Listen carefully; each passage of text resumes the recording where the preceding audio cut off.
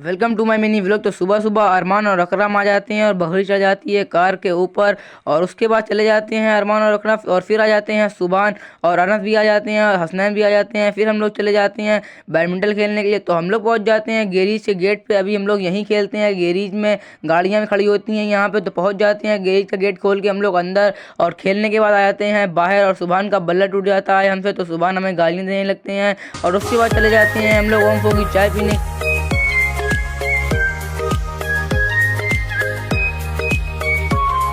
पहुंच जाते हैं हम लोग ओमफो के पास। तो अभी हम लोग जा रहे हैं ओमफो के लिए। और ओमफो पहुंचने के बाद हम लोग को पता चलता है कि यहाँ की चाय 30 रुपए की है। तो रेट सुनने के बाद हम लोग चले जाते हैं वापस। रेट तो बहुत खतरनाक थे इसके। और फिर हम लोग चले जाते हैं चायवास में चाय पीने के लिए। भाई साहब, हम लोग की 10 रुपए की चाय सही है। और फिर चले जाते हैं अर्श के चाचा की बारात में। तो हम लोग पहुंच जाते हैं मेजाल में, और सारे लौंडे आ जाते हैं मेजाल में, जितने भी थे हमारे ग्रुप के सब पहुंच जाते हैं। और फिर हम लोग चले जाते हैं रील शूट करने के लिए। तो अभी हम लोग यहाँ पे बैठ रहे थे और सब रील शूट हो रही थी हम लोग की।